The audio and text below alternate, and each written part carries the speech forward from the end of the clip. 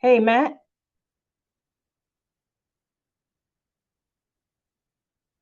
Hey, Matt, can you hear me? I'm back. Uh, Yay. Okay. hasn't been, Janae is not in yet. Okay. Okay. Yep. Now it's recording. I see it. So perfect.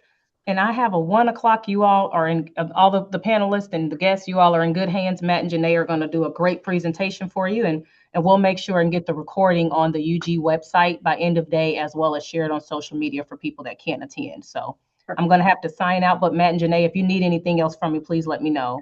Yes, thank Thank you, you, Kristen. Kristen. All right. Thank you all so much. Thanks. Bye bye. And this has got a scheduled 1 o'clock start time. I've got 12:53, so we will get started just as soon as 1 o'clock rolls around. Thank you all for being here.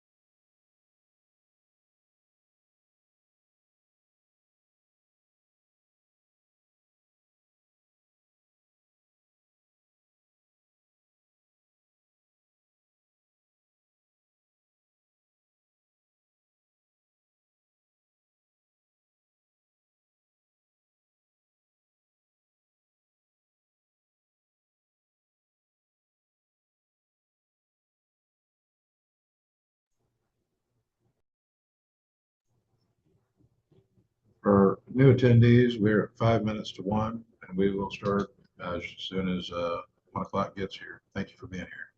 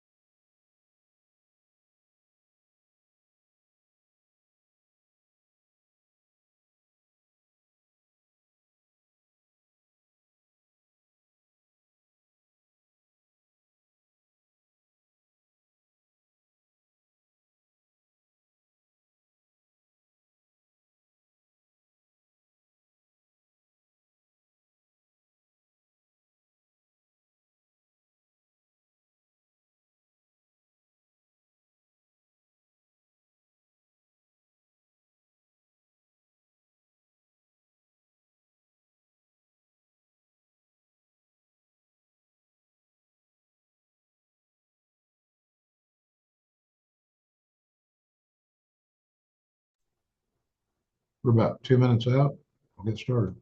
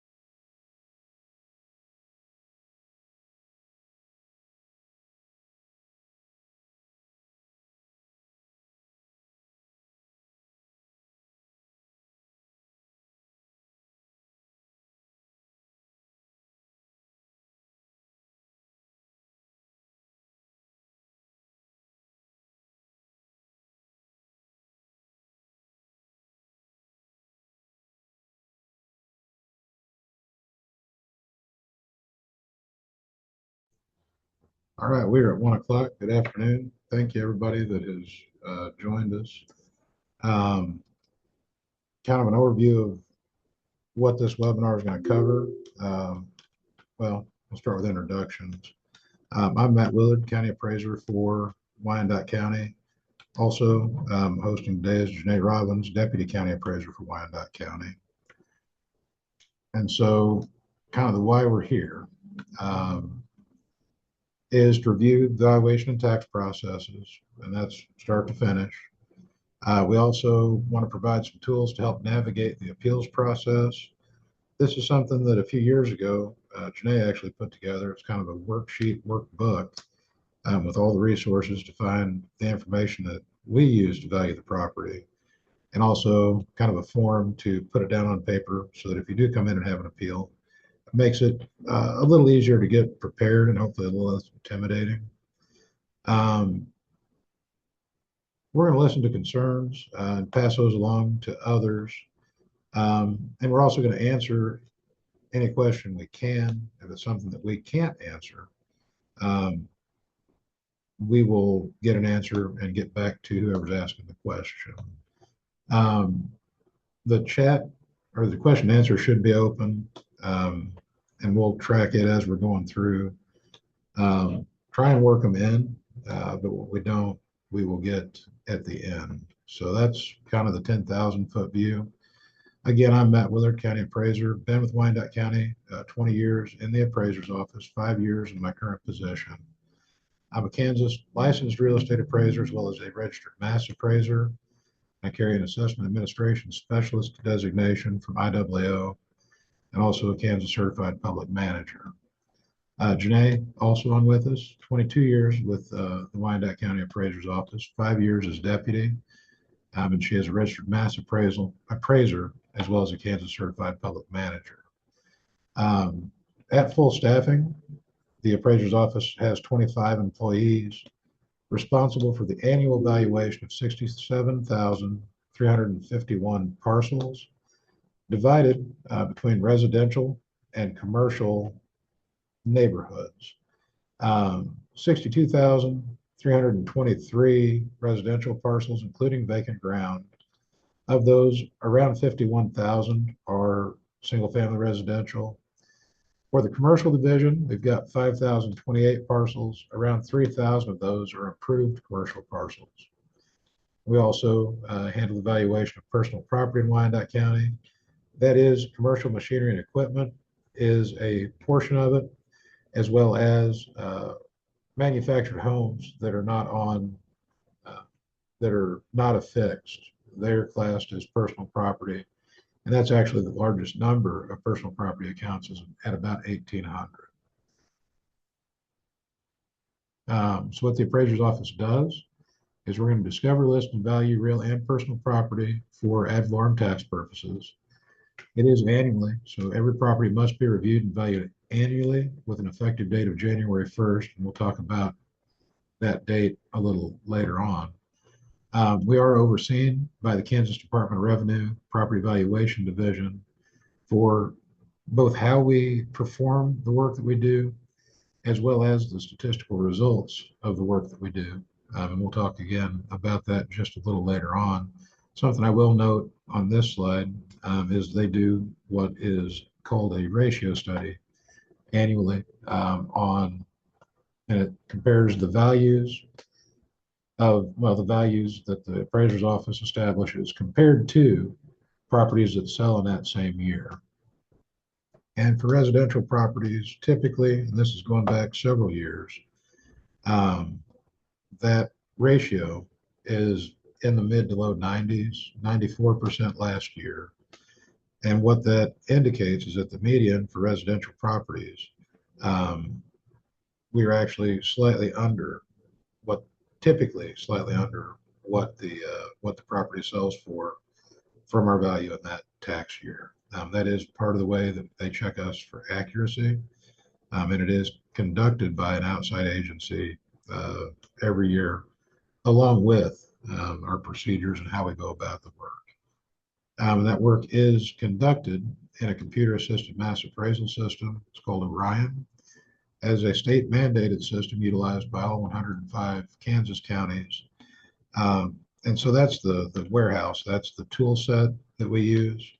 I want to be right up front in saying that the values that get established, those are all established locally. That's all folks in my office that are doing that work. There's the idea that the state is telling us, do something with values. And they absolutely do have guidelines on how we need to conduct the work, but the actual work is all done locally by me and my folks. Next slide. We do operate under Kansas statutes, Chapter 79, and here's just a few of them listed out. That requirement that we value property annually as of January 1st is in 79-14-12A. We are required to appraise at fair market value as defined in 79-503A. We again are required to follow all Kansas laws, guidelines, and procedures as laid out in KSA 79-14-56. That compliance or those statistical and procedural audits that we have, there is a requirement that we be in compliance annually under 79-14-45. And then also, there are things that prior evaluation tells us to do as far as how we go about the work. And that's laid out in 79-14-48. I also want to just visit a bit that there are two parts to a tax bill. There's the valuation that my office is responsible for, but that's getting to an assessed value that gets certified to the county clerk prior to the budget process beginning. And that absolutely affects your portion or share of taxes. The amount that a tax bill comes out to is determined by the budgetary needs of the local governing bodies. And that is based on services that will be provided in the coming year and the cost to provide those services. Budgets are approved at public meetings of the various taxing entities, usually in September. And depending on the timing, maybe earlier, but those are all noticed meetings. Basically, once the budget has been set, valuations are certified, a tax rate or mill levy is calculated to generate the tax dollars necessary to meet that budget. That gets applied to the individual property values as a tax rate, and then that is the tax bill that winds up in your mailbox. We don't know and won't know what the tax rates or the mill levies are going to be until November of any given year. But as far as kind of what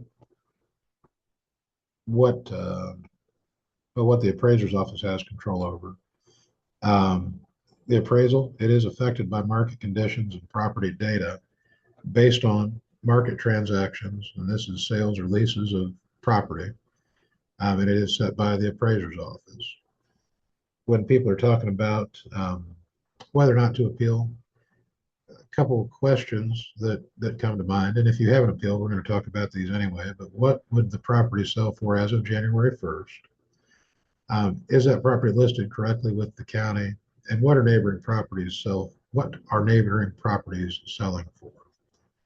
Um, and the question concerning whether the property is listed correctly with the county is an important one. With 67,000 parcels, we don't get to visit every parcel every year. The state requirement is that we visit every property once every 6 years. And a few years back, we actually changed that cycle for Wyandotte County to make sure that we're visiting every property once every 5 years. So it's a little bit more often. And if there is some deterioration starting on a house, or if there's been a bunch of remodeling that happens on the house, it gets us a little bit more current view of the condition of that property as of the valuation date. We also, at a point, had contracted with an outside vendor to come and take street level images of all the property in Wyandotte County. Last time we did that was in 2019. I wasn't happy with the product that got produced there, and ended up canceling that contract early. Um, but that was $250,000, give or take, that, looking at it with the resources that we've got, wasn't necessary to spend. And I am sure, just given what everything has done as far as costs, if we were to commission that again, it would be a $500,000 plus. Uh, and it is something that I think we can do a better job of in-house, and also gives us an opportunity to visit each property that much more often.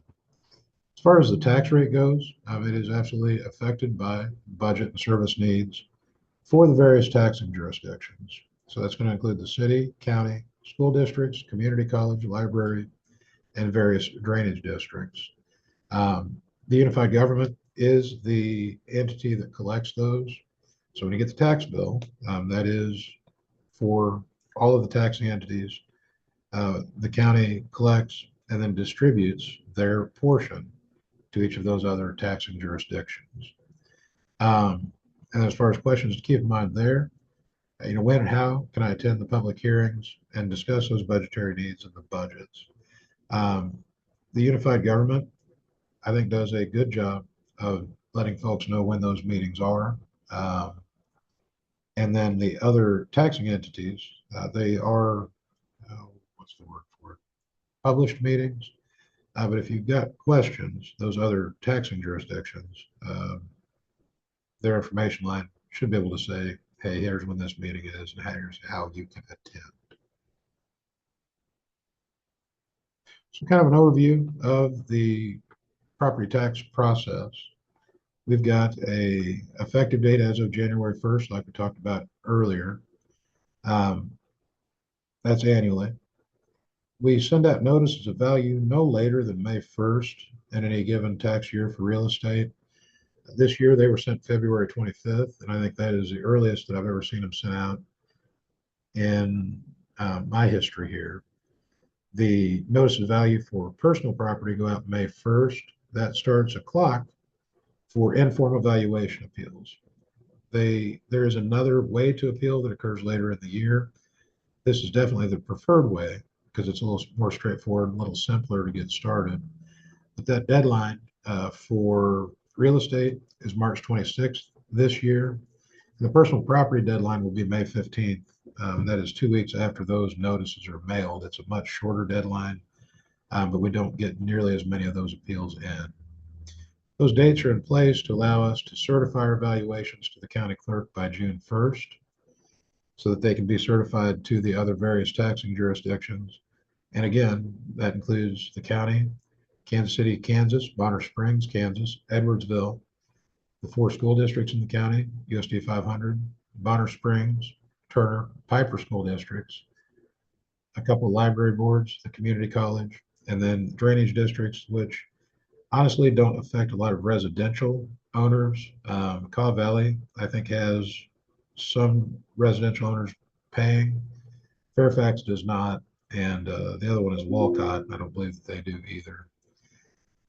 They do their budget hearings, establish that budget, certify back to the county clerk what their budget is going to be for the given year. The county clerk takes that into the appraised assessed value, calculates a mill levy for that taxing jurisdiction, gets applied to the individual values, gets printed onto a tax bill, and then mailed, and then the process starts over uh, that next January 1st. We do get a question, lots of questions on why would a value change from last year. Um, the real estate market is the biggest one. All things stay exactly the same, but that neighboring houses are selling for 10% more. That's going to be reflected in the work that we do. Again, re-inspections. So changes have occurred to the property that get listed due to re-inspections. And this can be upgrades, this can be deterioration. We're looking for what the condition of that house is as of the date we're there so that we can reflect it accurately as of January 1st. So those, when we re-inspect, it can go up or down as far as the condition factors. Building permits, so any new construction, remodeling, additions, decks, but also fires and demos um, can impact the value. And again, that is up or down. Also index indications.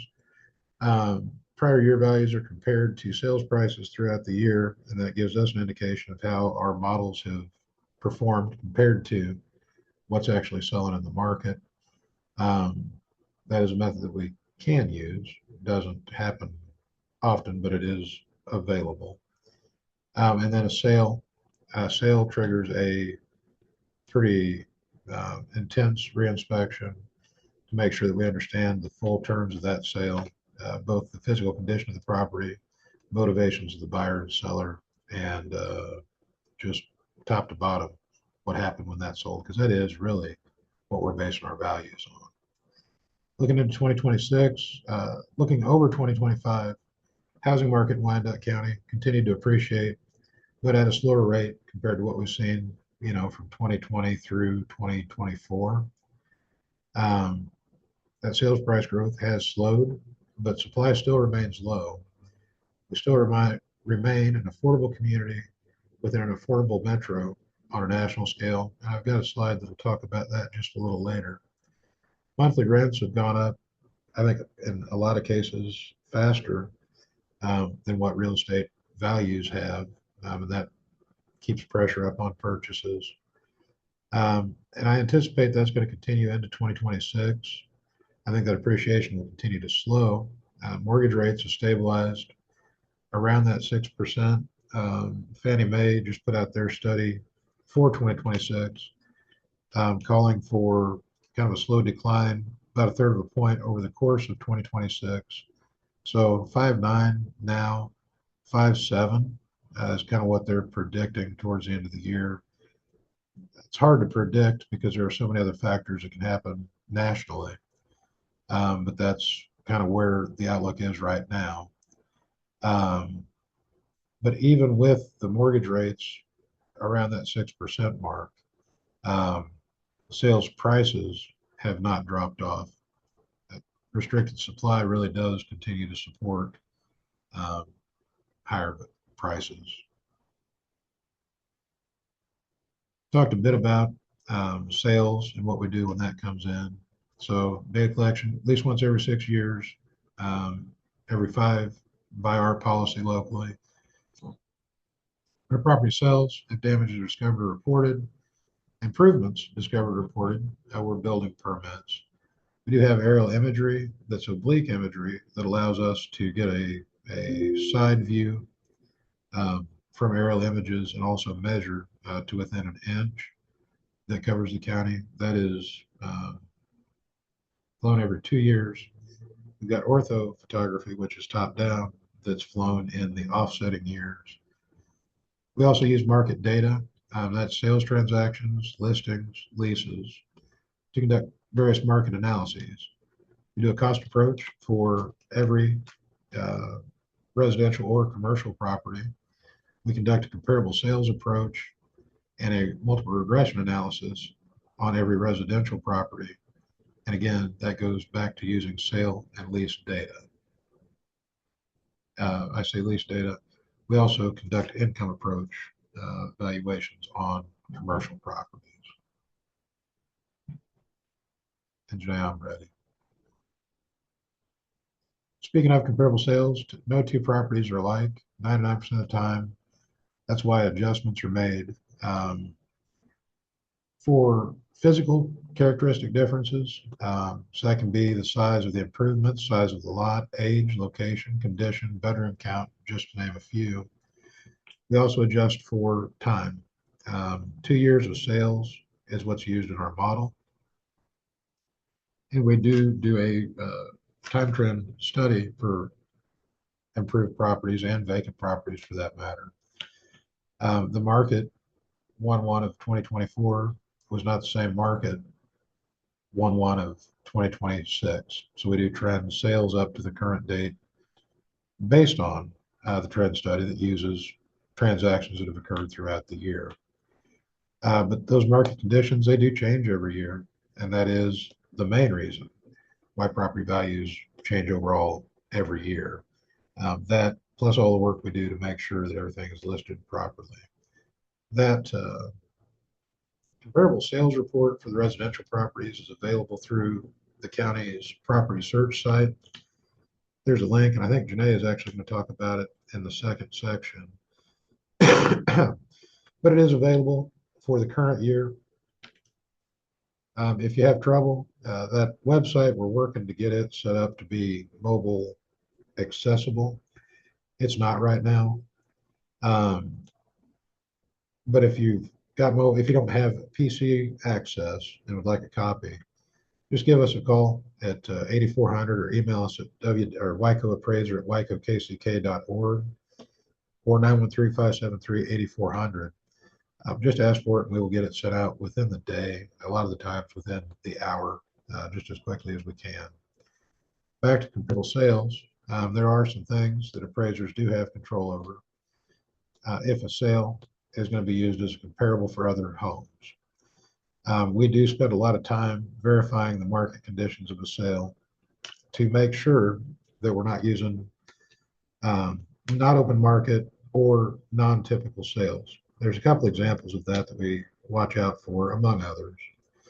The big one is we get somebody that's from out of state, just came and didn't consult with anybody, didn't do any real research, and paid triple what any other house in the neighborhood had ever sold for. It just got took, for lack of a better term.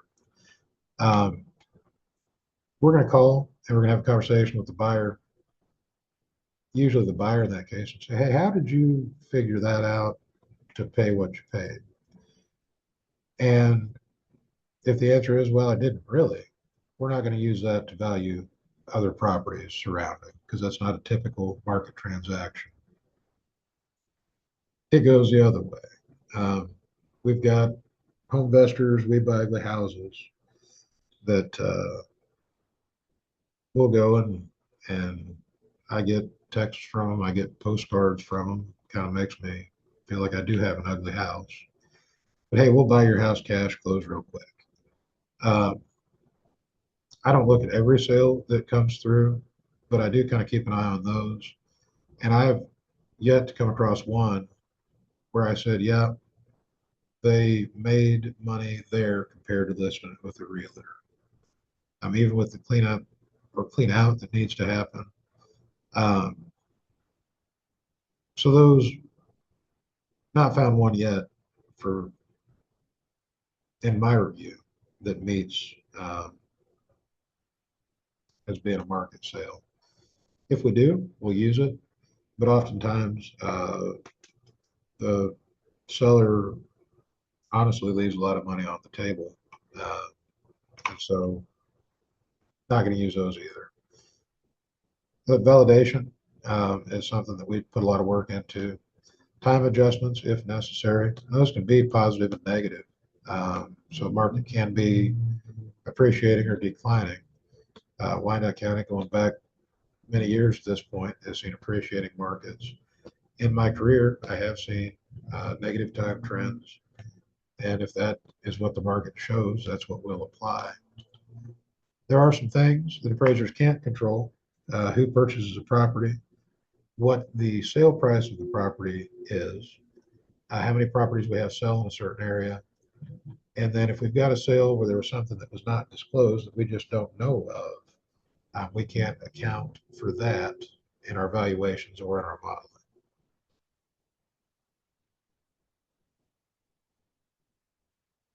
Looking at MLS, which is going to be uh, the multiple listing service used by the realtors, some of their statistics over the course of 2025. So again, our valuation date was as of January 1st. This is the preceding year to that. Closed sales were up just a bit. The average sales price for Wyandotte County in their data set increased to 252,259. The median sales price for those same homes increased to 230,000, up 2.7%. The days on market until a sale in 2024 calendar year, it was 28 days. In 2025, it was 36 days, which is a 28% increase. However, that is still nowhere near what I was taught as being a balanced market when I first started doing this. I did fee work before I started with the county, so it's been doing this longer than I haven't at this point. 36 days is still very much a brisk market. 60 to 90 days is typically what the industry would call balanced. Buyers or sellers are getting 96.7% of the original list price. That is down a bit from the prior year and down greatly from 23 and before, where that number was at or over 100%. Pending sales, a few more than last year, which that tracks with the number of closed sales being up a bit. So that's what MLS is reporting on their data. Looking at some price comparisons as far as where property is selling. This chart kind of demonstrates the shift in, well, basically where the typical sales price in Wyandotte County has moved over the last few years. If we added another 5 years, it would be pretty dramatic. But a couple of things I'd like to point out: that $200,000 to $300,000 range, that continues to grow as far as its share of the homes that are selling in Wyandotte County. We had more that sold at over 300 to 400,000, quite a few more that sold at over 400,000. And then on the other end of this chart, that $0 to $50,000 category, there was a time not too long ago where that was a pretty sizable category. There were 12 in 2025. I haven't looked at all of them, but I've looked at most of them. And I would be willing to bet that from what I looked at, none of those are homes that are ready to be inhabited, even with a small amount of work. Those that are selling in that price range are complete gut rehabs. They're just shells. Like I said, there was a time where those were homes available to move into selling in that price range. And we just haven't seen that in quite a few years.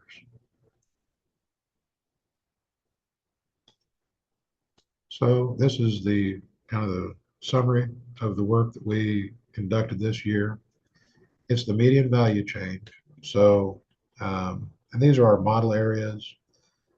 These serve a couple of purposes.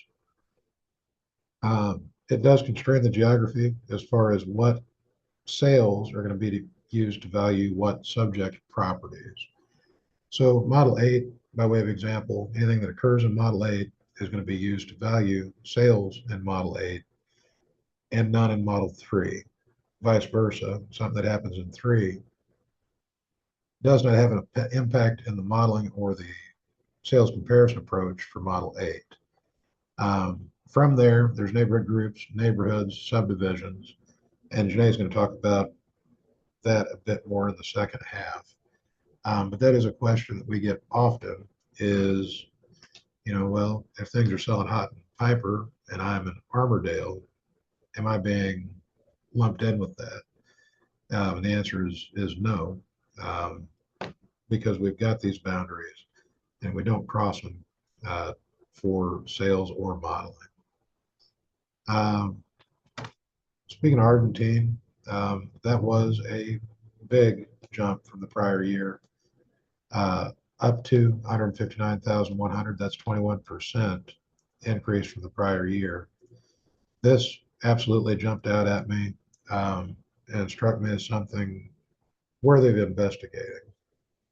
As we were going through, spent a lot of time, Janae and I did both, confirming the model, reconfirming the sales, and just based on what is sold in that boundary, I think those values are increasing that much. I don't like it, but like I said, I did go back and we spent days confirming, making sure that there wasn't something the matter, and there wasn't. With that being said, that 26 median value at 159.1 is compared to a 2025 median sale price of 192.5. So even with that increase, it's significantly under, and that is how it runs for most of the models. Strive to be at or slightly under, and so that's that. Looking countywide, our median sale price, our median value is 198,400, and that is compared to a median sale price from our database of 228,000. I'm ready for the next slide. Talked a bit in a prior slide about being an affordable metro and an affordable part of an affordable metro. Redfin is an online housing marketplace provider. And the only reason that we are using their data here is because they track data from the surrounding counties that we don't have direct access to. So from their data set that they use, the median single family sales price in Wyandotte County was $223,000, sorry, compared to 478.5 in Johnson County. Leavenworth County saw a big increase this year to 335,750. Platte County, that median sales price was 232.5. Clay County, Missouri at 340, Jackson County, Missouri at 265, and Kansas City, Missouri at 290,000. That, I think, is really what is driving the sales price increases, especially on anything that is valued sub $200,000. There's just continued demand for housing in that price range, and there's just not a lot of it left around the metro. There is some assistance available from the state as well as from the unified government. There are property tax rebates for eligible disabled folks and senior citizens to help rebate some of the property taxes. There's 3 programs that are available. There is Save Senior Homestead, and then what I call the Golden Years Property Tax Relief. They all have slightly different requirements. They all serve slightly different purposes. A couple years ago, though, our county clerk saw a need, and the commission as well, but county clerk is running it, to help folks navigate this process and some of these rebates. Um, so they have set up last year and this year both, um, basically an appointment system to have one of their staff members help folks apply for and fill out the various rebates. Um, 311 is who can call and schedule. I think if you've got a friend or family member that doesn't have transportation, they will even arrange, along with transit, a ride to one of these meetings once it's scheduled. Um, they've helped over 1,000 people so far this year. There's still a good stretch of time to go. And this is, potentially real money, real relief. The programs we have in Kansas at the state level are, I think that they could be adjusted, probably should be adjusted. There's a bill at the legislature currently in Kansas to increase some of the income limits and also increase some of the property value limits for the state level programs, and that would also adjust the local programs. Um, so if you are the type of person that likes to send an email, make a call. I think that that's something that should have happened several years ago, and it would something that could be changed that would help a lot of folks. That's it for that slide. And I'm about done talking. We're going to turn over to Janae. Um, Something to remember is we're not creating value. We're just a mirror to the market. We're just interpreting the actions of buyers and sellers. Um, and that's a legal responsibility we've got to appraise properties based upon what's happening between buyers and sellers. So in the chat, we've got a question. Just had my taxes prepared. My tax preparer says Wyandotte County is the highest taxed county in the metro now. Is that a true statement? I think if you, and I'd have to do the comparison, mill levies in Wyandotte County absolutely do run higher than mill levies in, well, for sure, Johnson County is a comparison that we hear often.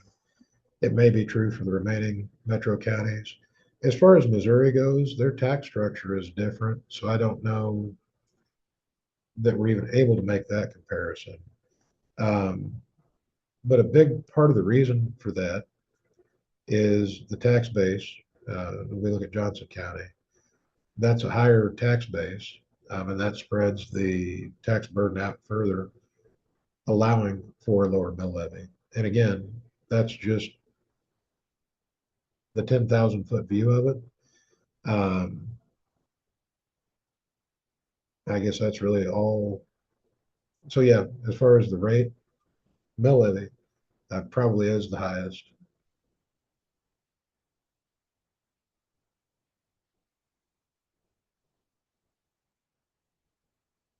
And then one more question, then I'll move on to Janae's portion. Um, so Kelly, just purchased it. I guess the question, well, would you mind giving us a call? We'll have a look at it. Like I said, that value is as of January 1st.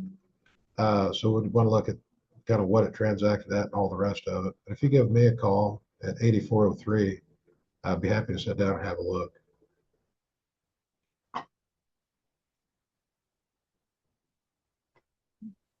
Yes.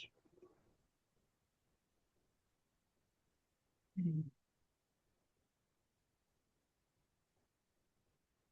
I think we're gonna go ahead and start the appeals section now. Kind of go over, what is an appeal, kind of what does that process look like, and then maybe some resources and some things to kind of help you navigate and get your evidence and your thoughts together on how you really want to present your case to the county. So the purpose of evaluation appeal. So if there are any issues with your home that you feel would affect the value or your ability to sell what the county has your home appraised for, kind consider having that appeal. You know, we're going to encourage everybody to file an appeal at least once. If for nothing else, we can sit down, kind of go over how the county has your property listed and make sure that that's all correct, because that's going to be our starting point. If we have certain things within the home that are unknown to us, there's damages, there are different rooms that we're unaware of, different types of finishes, we want to get that right first. We don't, Matt kind of said, get into every home. We just don't have the staff and the manpower to do interior inspections, nor do a lot of people want us in their homes. So we really do rely on our homeowners to let us know when they are having trouble, or, you know, kind of checking over their property record card, which we'll go over in a minute, and really to how to tell. You know, the goal of the appeal obviously isn't to lower everybody, and it's never going to be to raise anybody. What we're just trying to do is establish a fair market value for your property. All appraisals, whether it is in our office or it is a fee appraiser or it's even a realtor's estimate of value, that's exactly what they are, estimates. We do have, you know, some analysis that's behind the scenes that we do to come up with those. You know, we're not just picking numbers randomly. And that's something that you also have access to, and we'll kind of talk about how to get that information. So a lot of people also think, you know, maybe it's an intimidating process, or it's meant to be argumentative, or there's, you know, a lot of disagreements. That's really not what it is. It really is very informal, and we really just want to have a conversation. Additionally, you know, if you are nervous or maybe you want somebody to hold a hearing on your behalf, you absolutely have that right. If they are not immediate family, though, or a licensed Kansas attorney, you will need to file what's called a declaration of representative. It needs to be signed by the owner and submitted with your appeal. If you forget to submit it and say your appeal is already scheduled, you absolutely can submit it immediately following the appeal. If you don't, the county actually doesn't have jurisdiction to hold that appeal and to have heard it and processed it. So if there are concerns, though, or if we think we do need one, we actually will reach out to you and kind of follow up with you and let you know if there's any additional documentation needed. Having an appeal does not guarantee a reduction. Obviously, like we kind of already talked about, it's to establish a fair market value. However, from the 2025 appeals, we did have property owners who saw some sort of reduction at 44% of those that appealed. So it could have been anything from $100 to millions of dollars. It just kind of depends on that property type and what was discovered. There's a lot of concerns out there that what people just got in the mail are their property taxes. We actually don't know what the 26 taxes are going to be. We won't know that in November. So something that we can't do, you know, let's say you are okay with your value, but you don't like the amount of taxes you're paying. That's not something that our office can actually help you with. And then just remember that there is only one appeal per tax year at the informal level. So that's whether you have the hearing during this time with our office or later once you get your tax bill. So right now we're in A. So A is we just sent you your annual notice of value. That's not your tax bill. And this is the easiest time to appeal. It's before tax bills get calculated. You can file this online with our office. And unlike the payment under protest option, there's no partial payment of taxes due right now. But let's say you're not sure if you want to appeal right now, you miss our March 26th deadline, you want to maybe reach out and get some other information and resources, you can still appeal.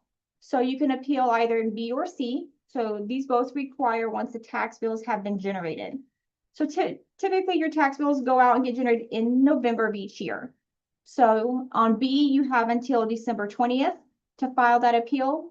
And that time, it does not have to accompany the payment. So let's say you make a payment for a partial payment on your taxes on December 19th.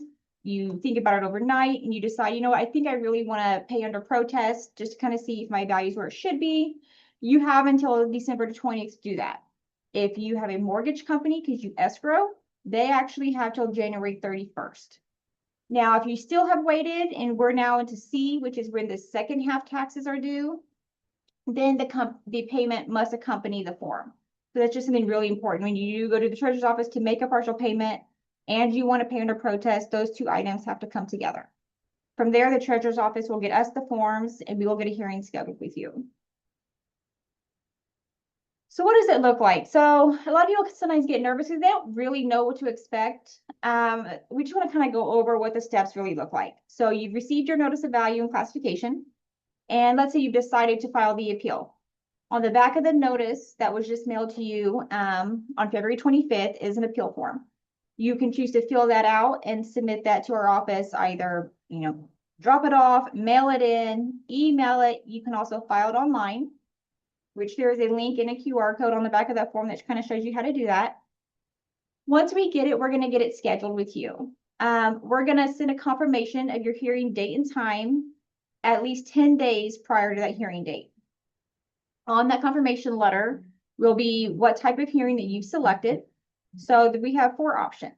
You can do it by telephone, which is our office just calls you at the given number that you provide.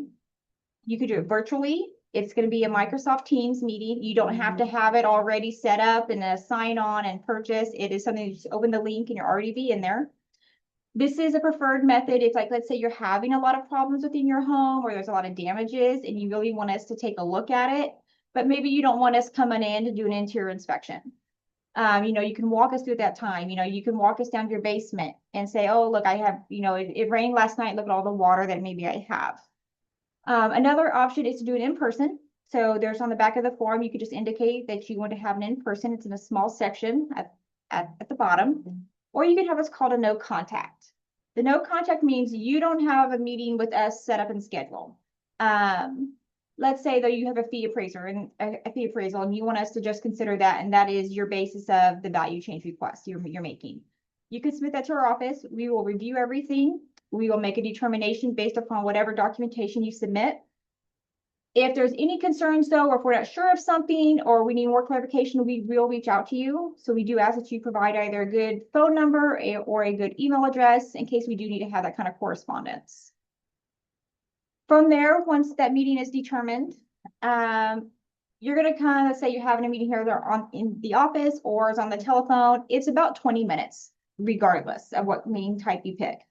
So you meet with one of our appraisers, and they're going to go over all the documentation we have on file for you, which we'll look at here in a second, and then they're going to go over all your concerns as well.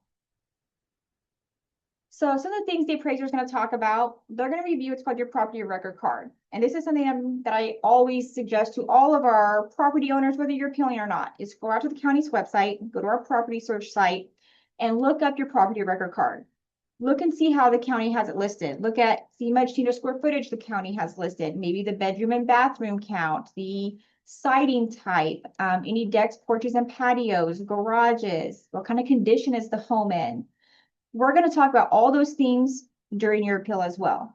I'm also going to ask that you check what's called your comparable sales report. This is just showing some of the sales that we utilize and some of the value methodologies that we looked at in order to determine what value we placed on your property.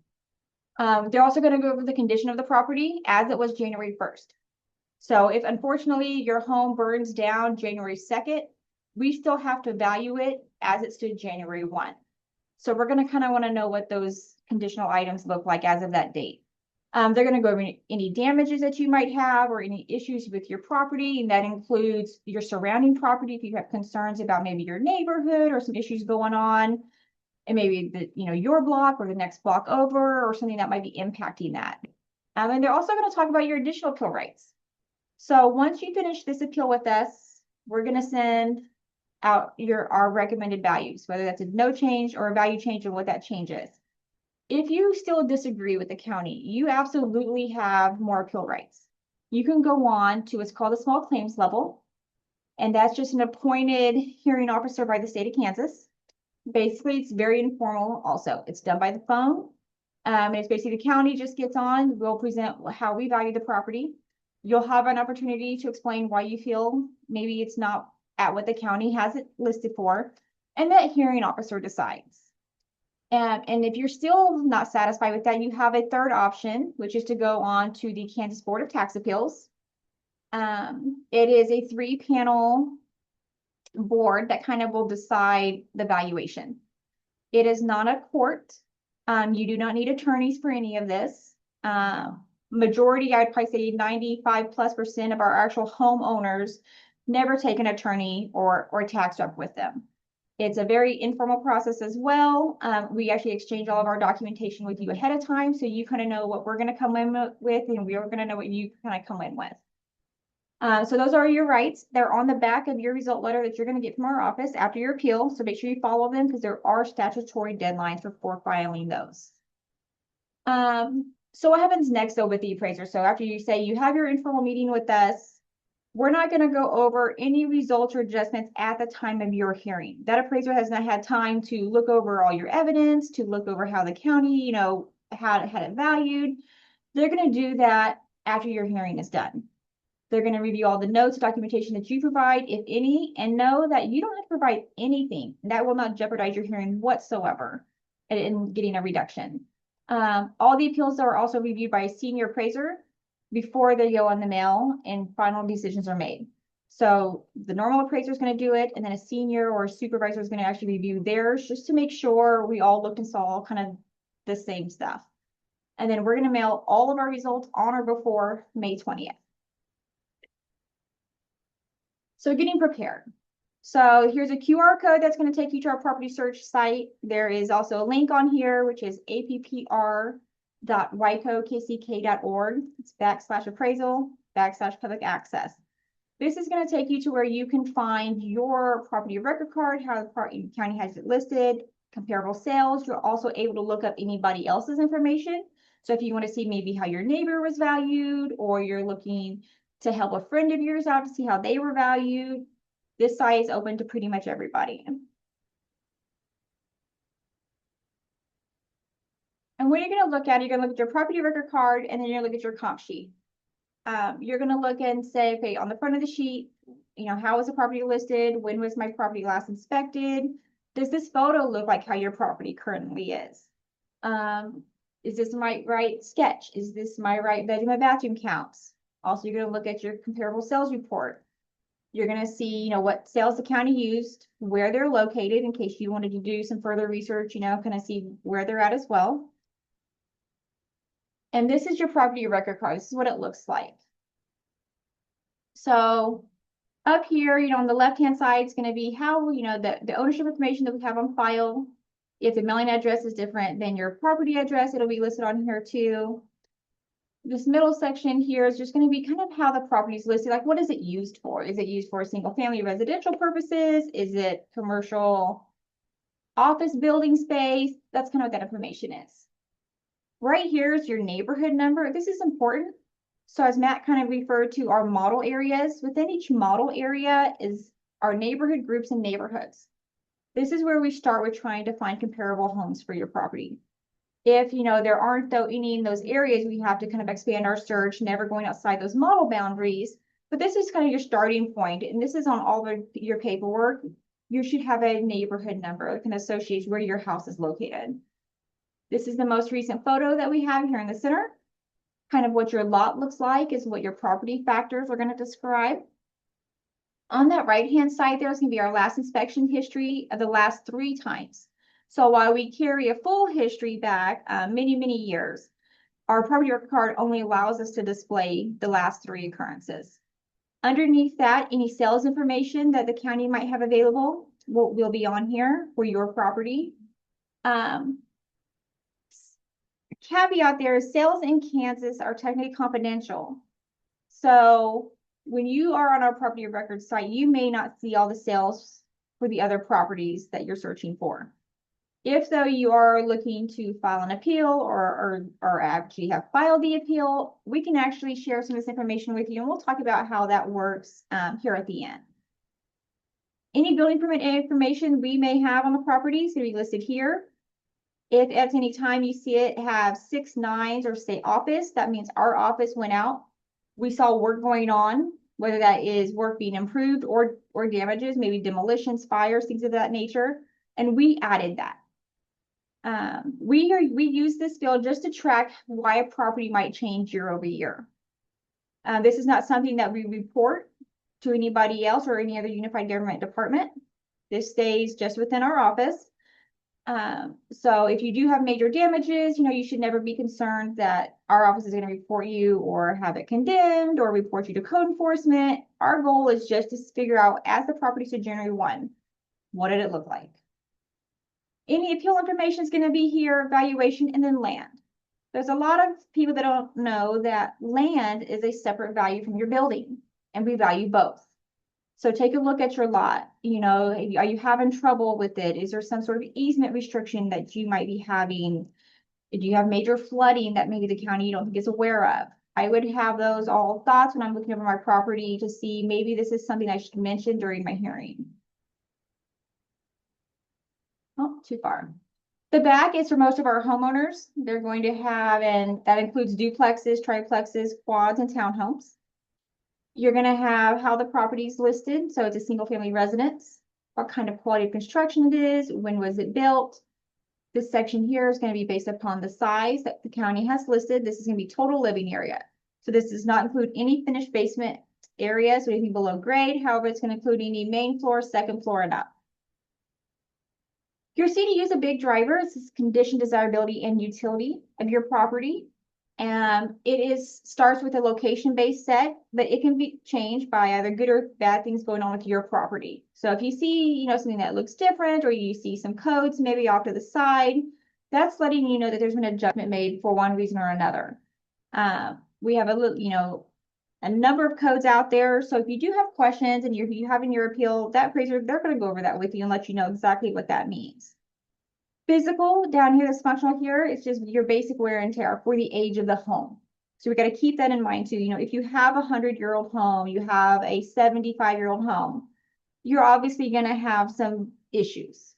And we keep that in mind when we value. Even if you have, you know, even a 20 or 30-year-old home, most of our homes in Kansas, we do have cracks. We have settling, we have door cracks, maybe some ceiling cracks, but also kind of depends on what that crack looks like.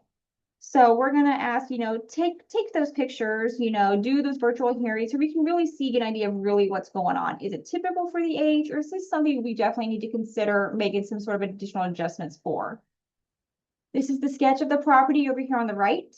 All sketches are done by the exterior, since the appraisers don't get into the majority of the homes. So if you want to go out there and check our measurements, you know, get your tape measure out, do it from the outside. We're going to do it from the actual walls, not from your roof line. So just going to keep that in mind as well. Down at the bottom are just how is the house, you know, what are the components of your property? You know, what type of roof do you have? What type of siding? How many plumbing fixtures are in there? If there's a basement area, how big is it? Is there any finish down there? We're going to list all decks, pools, porches, patios, all of that as well. And all those items should also be sketched. This is your comparable sales report that the county looks at. So it's not the only thing we look at to determine value, but it is a major driver, especially for residential homes. So the subject column is going to be your property. That's the property we're trying to value. Then you're going to have 5 comparable sales. So comp 1, comp 2, 3, 4, and 5. From there, we're going to list out all the characteristics that we're looking at when we're doing evaluation. So it lists, you know, what type of property it is, what is the lot size, when was it built, was there any remodeling or improvements done, and when were those done? What kind of quality, condition does it have, bedroom, bathroom counts, and so on. Then we're going to list 5 sales. Those 5 sales, the county has gone through the verification process that Matt kind of told you about, and they have been weighted based upon importance. So, you know, typically we start on one of the most important things is going to be your neighborhood and your location. We want to get as many homes as close to yours that have sold in the last 2 years. And then from there, maybe the next thing is quality of construction, and then the condition of the home, and so on and so on. And your appraiser is going to go over all that with you during that appeal and how that hierarchy works. We always adjust the comparable back to the subject. So, you know, it'd be nice if we had 5 homes in every subdivision that sold every year that were just like your home. The reality is that's never going to happen. You know, for the entire county, we had about 3,500 homes that we were able to utilize. So spanning the 51,000 properties Matt talked about earlier. But we do make adjustments, and that's what I think a lot of people don't understand. So we do make adjustments for age difference and for your land size difference. And we're going to go back to how the subject should be. So if the comparable, say comp 1, is built 1963 and the subject, your house was built 1969, this sale price is going to actually be adjusted upward on a rate that's already been determined through our modeling process to account for this home is older. But then this home has 2 extra plumbing fixtures than what our subject has. So we're actually going to take it down and take this sale price and we're going to move it down on an already fixed rate. So just know that as you guys are looking at these comp sheets, although they may not look identical, we are making adjustments for those differences. So these are the actual data down here and then what they sold for. So if you're looking for comparables or you're trying to see what comparables we use, it's got to be within the last 2 years. And you'll see these are from 24 and 25. You'll see what it's sold for. And then for time, we have to value as of January 1st. So this year would be January 1st, 2026. This home sold in 24. We know from our studies and our analysis that homes have continued to increase in what they're selling for. That analysis done is our time trend adjustment. You as a property owner, you as an appellant, you have access to that information. So if you'd like to read what our study is, we can provide that to you. And that gets added into make a total new sale price, which is your time adjusted sale price. Any differences between your property and the comp makes up what's called your adjusted sale price. And then from there, we have options to select, market value or your market estimate is using these 5 comparables plus your weighted and your MRA. We're going to throw out the 2 high, the 2 low, and we're going to average those middle 3. All these other figures, though, our cost estimate, which is from a national cost service, and our sales that we do some analysis on every year, our weighted estimate, our MRA, are all things that are value options and that the appraisers are going to go over with you if that was the method that was selected. Even if it's not the method that was selected, if you want just more information about how they're developed, they'll be more than happy to go over that with you as well. So what should you bring if you want to? Photos. Photos are great. If they can be time-stamped, that's even better. If you have them on your phone and you can't maybe get them off your phone during the course of your hearing and you have an in-person hearing, the hearing officer can look at them and give you some options to, get them to the county. We have a document upload site. So if let's say you filed your appeal, you forgot to submit your documents, we still have another option to get them online that way. And if you're just not sure how to do it, maybe you're not technology savvy, call us. We will help you get your photos to us. Any room discrepancies that you might have, if you have issues with surrounding properties, you think your neighborhood maybe has some problems going on with it, you think the county needs to be aware of, and then anything else that might be impactful to your value. Sales, if you want to do your own comparable sales research, that a comparable must have sold within our time frame for us to be able to consider it. So it can't be like your neighboring property if it didn't sell, but if you're aware of something or you look at your comps and you're like, I don't think that comp is correct. I know this house, this should be XYZ. Make sure they're similar to yours. Make sure they're within your model boundaries. Matt kind of talked about earlier, and I have a map that we're going to look at here in a second. They need to have sold in the last 24 months. And then just know, that time adjustment might be added in afterwards. So just kind of keep that in mind. But let's also say you have repairs that are needed. Maybe you have major foundation problems. You have major leaks in your roof. It's really old. Maybe all the windows and all that need to be replaced. If you get repair estimates, we'd be more than happy to look over them.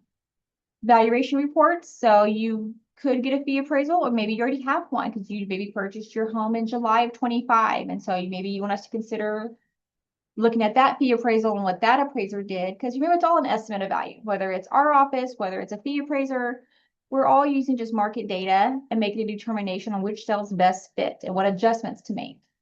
And realtors, get with a local real estate agent. They can also help pull comparable sales. Just make sure, they're within that model area and within our time frame.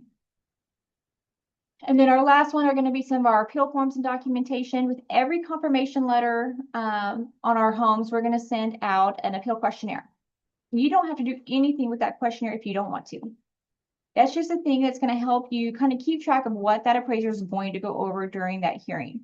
It's a way to gather your thoughts, maybe get your information all listed down ahead of time so that when it does come to that 20 minutes, and that's not long, you are ready, you have all your bullet points, and everything you want to talk about noted. We also have an appeal packet, which we can email everybody who registered for this event. It's also available on our website. It's available here in our office. It's also available at the public meetings that Matt and I go out and do. It has all this information that we're talking about right now in it. So what is an appeal? How do you follow? What documentation can I bring in? How do I find comparables? How do I look up my information on your website? All of that's going to be included in that packet. If you have your comp sheet or your PRC already, write all your notes out, maybe areas that you think are discrepancies, have that stuff kind of ready to go. And then you have open records request info. An open records request means in Kansas, you can file what's called open records request and get information that our office has. So let's say you are having an appeal and you want all the sales in your neighborhood that the county has listed. Or you want to know what all the ranch homes, style homes sold for, how many 3-bedroom homes sold for over $200,000, things of that nature. You just fill out that request and send it in, and then our office will get back to you. We have a typical response within about 3 business days. If there's any issues or we need any more information, we will definitely reach out to you and kind of walk you through what we need and what we're looking for. Matt kind of already touched on this, so we won't spend a lot of time. But how to find your comparable sales, make sure, they're in the same model boundaries. They need to be in the last 2 years. Obviously real estate markets, they don't stay still. Prices go up, they stay down. Sometimes they even remain flat. So if it sold some months ago, that sale price might not reflect the current market conditions as of January 1st. That's something that our office is going to have to adjust for. It must be an open market transaction, which means it had to be, available to other potential buyers. Maybe it had a fee appraisal done on it. Maybe you went out and found other comparable homes and listed it and sold it yourself. We will accept and look at all of those. What you're looking for should also be similar to yours. It should be similar in your total living area, in your lot size, in the age of the dwelling. And the age could be, 20, 30-year range, but it just needs to be similar. Bedroom counts, condition, quality of construction. If you have a property that has a lot of other improvements, barns, outbuildings, or you find a cell that has a lot, maybe you don't use that if you don't have any on your property. And Matt kind of touched on it earlier, but down below you can click on these links and find out what our comparable sales report looks like. And then also we have it under our forms and in our packet, how to actually read it. There's a lot of numbers. There's a lot of codes on there. It's a really, small amount of space. It actually will break it down for you what each of those items are. So this is the market area we keep talking about, or your model area. So if you can see on here, in the different colors, Piper is over here. It's known as Model 8. Our Victory Nearman is our Model 6. Bethel Welborn is 5. We can jump down here to Turner. They all start with your school district boundaries. And then from there, they get broken up by what's geographically similar. When were they built? What's similar time periods, similar sizes, similar qualities of construction? That's how kind of like they're all developed. Within each one of these models, it's really hard, I know, to see on kind of the screen, are neighborhoods. These are the neighborhoods that are in your property record card. It's on your notice of value. It's on all of your appeal documentation. This is the neighborhood in which the county has you listed in. If it's hard for you to see in the appeal packet, we actually provide the model number with the neighborhood just as text. Maybe you're not sure where to go to find sales. Over 90% of the sales the county utilizes, all these other sites use too. So MLS, but that's for our realtors. But I know realtor.com gets a direct download from MLS. Zillow, they can get a realtor's download, but they also have a lot of for sale by owners on there. So you might be able to find some more information there. Facebook Marketplace always has homes for sale. Signs in the yard. If it's, your neighbor down the street has a sign in the yard for sale by owner, and now they sell it, go ask them what they sold it for. Redfin, other social media sites, and then of course your local real estate agents. These are all great sites. Most all of these options are free. And the county is going to use over 90% of the exact same sales. What we might see that aren't in these sites are some of the for sale by owners, or, sales maybe between 2 people where they issued, had a fee appraisal commissioned, or, had an agreement between just a community event maybe, and they listed it, on their bulletin board, and that's how it's sold. So we do have additional sales, but majority are going to be here. This is what that Kansas Open Records kind of sheet looks like on our website. So it kind of just goes over what is an open records request. So what all qualifies. Not everything is public access, but majority of it is. All of our studies, all of our analysis, that's all things that is open to you to kind of review, to go over, to talk about during your appeal. You can fill this out online. So you just log in, you kind of create a little account. That way you get all the correspondence back and forth.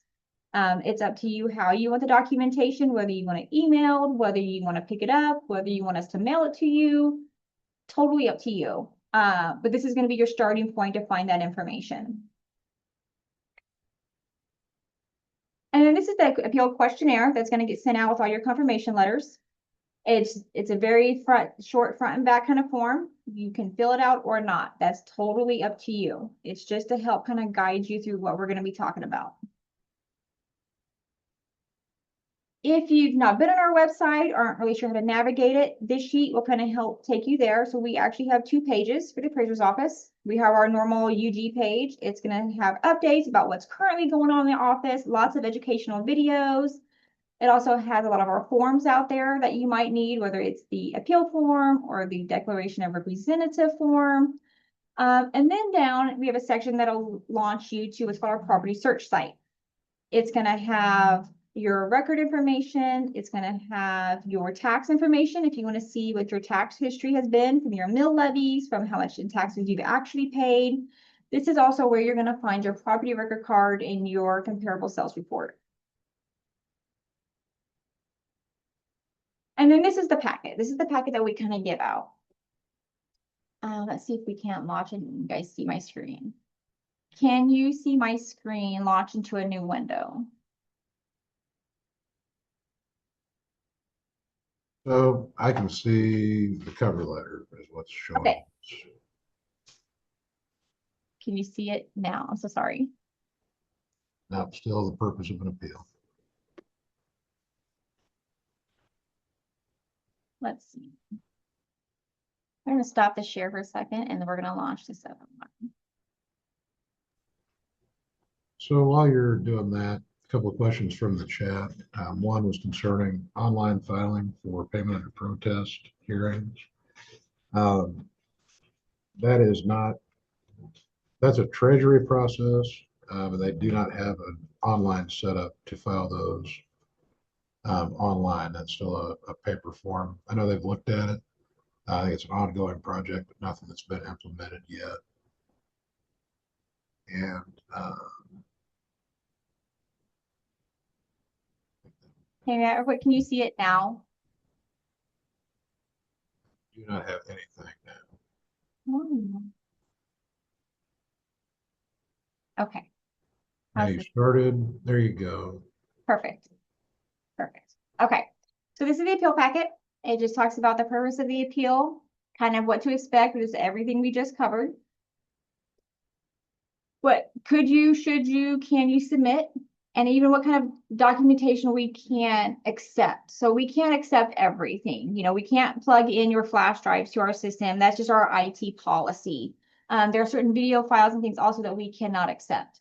But if you have them, we will work with you to figure out how to get them to us. So these are just some links. So your next request, this is your Kansas Open Records. So if you're looking for additional information from the county, this would be where this link would take you there. We kind of already saw this on another slide, but how to prepare for your appeal. So it's about looking over your property record card, looking over your comparable sales report, and then also to access the documents, how to get you there and what our web pages are. Also in the earlier slides, it's, kind of what is comparable sales information and how do you find it? These images down here at the bottom are going to show you how to find your neighborhood and your model areas on different documents that you maybe get from our office. Here's the map that you can link your neighborhood to your model area. And if you're still not sure, just give us a call. We'd be more than happy to point you in the right direction. But if you're not sure on the map, but you think you're in the northeast area maybe, and your neighborhood says it's neighborhood 240. So you could go to Model 1, and you could see that the 240 is right here. So you could use this as a resource as well. If you're aware of other sales, you want us to consider that at properties that have sold, put their addresses here. If you don't know their sale date and sale prices, that's okay. We can look those up. Like all sales go through this county. So we're going to see everything. Once it's filed with the register of deeds, it comes directly to our office. So we can help you guys, find some of this other information if you're not sure kind of what it is. These are some QR codes and links to some of the sites we kind of talked about. So you've got Zillow, Realtor, Redfin, Trulia, Facebook Marketplace, Realtors, obviously you can reach directly out to. These are all helpful sites for signing in, not just for finding comparable sales, but you can just see what the market areas are doing. Maybe you're just curious what's going on in your zip code, like market trend wise, or what's going on in Wyandotte County overall trend wise. Those are resources and those sites, especially like your Redfin and your realtor.com, they're going to be very helpful in trying to figure out what those market insights look like. How to read your comparable sales report. So it breaks down each of those rows. It's going to tell you exactly what these codes mean. And it is a 2-page document. There's a lot of information on there. This is a copy of the appeal packet, of the questionnaire that gets sent out. And then just some general questions that we get asked, what is the mass appraisal process? What do we mean by fair market value? What is zoning compared to use? How to navigate our webpage. So if you need directions there and how to do that and that kind of helpful stuff. With that, that's really all that we have. Do we have any additional questions? We do have a couple. Okay. Go back through. Talked about the payment under protest. That is something that's been proposed and in the works. But the problem is making sure, because the payment under protest process is so much more involved as far as what needs to be met as far as deadlines and when. That's proved to be challenging, but the treasurer is working on it. We covered that. So I'll take the next one. It says, my comparable homes are outside of my subdivision with only one of the 5 comps in my subdivision. Why is that? It's just because nothing else sold that was comparable to your house. If you are aware of other sales and that's within your subdivision, maybe you think are comparable, we will absolutely consider them. There might be a reason why we haven't. Maybe there are significant differences on the interior. Maybe it's conditional problems. Maybe it's additional square footage. Maybe you're not aware of in another home. But we'll definitely take a look. We're not opposed to updating our comparable sales information. And if it makes it statistically better, we will absolutely, utilize your comparables as well. And then another one is, what is considered maintenance versus improvements? So your general maintenance is just gonna be your normal upkeep on the property. And let's say, your roof is 30 years old. It's due for a new roof. You had a 30-year-old roof, when it was put on originally. Maybe you don't have any issues with the home though, right? The roof doesn't leak. There's no holes. There's no damages. And you replace it. That's just general maintenance. We're not just gonna automatically increase your value because you put a new roof on. But let's say we had roof damage because it is an older roof and it had ceiling damage or rafter damage due to some previous leaks that you've now had repaired, but we marked it down for it, saying, oh, this roof is causing all kinds of additional issues now to the home. And say maybe we put you down to fair condition for that issue. Now that it's been replaced, that condition must come off and it must go back up. Improvements though can be anything, we don't typically make any adjustments for just basic paint and carpet. Right now we don't have the market data to fully support those sort of changes. But let's say you update your kitchen and you update your bathroom and you put new flooring and you paint and maybe install new windows. That would be considered an improvement. And the county does make adjustments for those because when we're looking at your property compared to your neighbors, if you have something better than what they have for the age of that home, we want to make sure it's valued correctly and vice versa. But there are a lot of work, there's a lot of work that goes on properties that the county's not aware of. Not everybody pulls building permits or not everybody knows they have to pull a building permit for certain things. So we do rely on our inspections, but obviously, like kind of Matt said, we do them once every 5 years, unless it sales or has a building permit. Other than that, we really just don't have the staff to actually go out there and visit every property every year. So if you're aware of things though, or especially on your own property, let us know. You don't have to wait till the appeal season either. You can call us, you can email us, you can fill out what's called a property change form on our website. After maybe you look at our data and you feel like it doesn't match and you want to get a head start for next year's value, let us know. Fill out the form. If we have questions or concerns, either we will come out and do an inspection or we will give you a call and figure out where the discrepancy lies. Just a handful, and we'll get wrapped up, get everybody's afternoon back to them. There's a question for the March 26th appeal deadline. Does it need to be at our office by March 26th or postmarked? Postmarked is what we go off of. We've got another question. As a multifamily property owner, should I also use the residential appeal packet? I think that there's good information there. It doesn't all necessarily apply, and it kind of depends as well on definition of multifamily. Up through fourplexes, there is still sales comparison approach that gets put together. So as a starting point, I'd say sure. Now, if it's an apartment complex, again, just for gathering thoughts and gathering ideas, I think it's still great to use there. But not necessarily what it's designed for.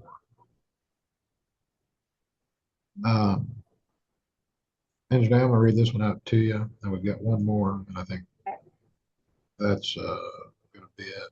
How do we take into consideration vacant properties that have not been maintained in a given neighborhood? Yeah, so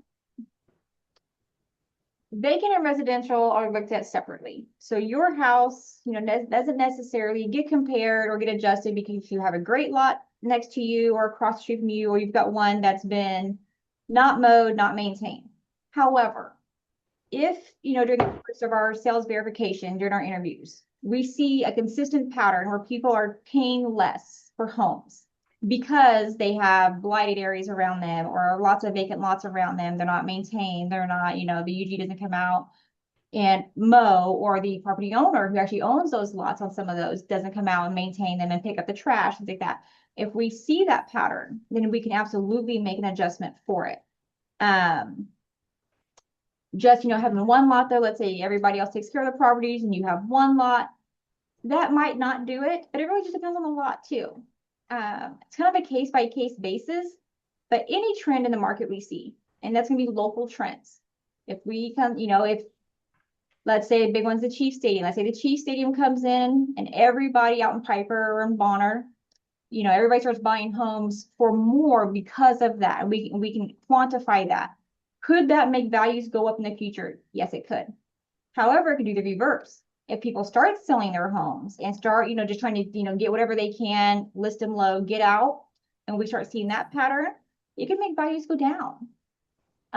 We just gotta have to be able to quantify something in that area, some sort of data trend, and then yes, we can absolutely make adjustments for those. And I think that carries over to, poorly maintained residential properties as well. Then percentage value or the valuation increase in Model 8 Piper. Do you have that deck handy? We could go back and then. So I think the median was 3%, but so about 30,000, a little more if we're calling it 3%. I will double check. And that's the median though, right? That's what that means. That's the halfway point. Some are going to be higher, half are going to be higher than that, and half are going to be lower than that. I think that's all that I'm seeing as far as questions that didn't get answered. Absolutely though, if you need anything further, I would like to just give us a call. 913-573-8400 is the main line. We've got folks here 8 to 5, and excited and happy to answer any questions and talk about this stuff. With that said, thank you everybody that attended. I hope everybody got something from it. and hope everybody has a fantastic rest of the day.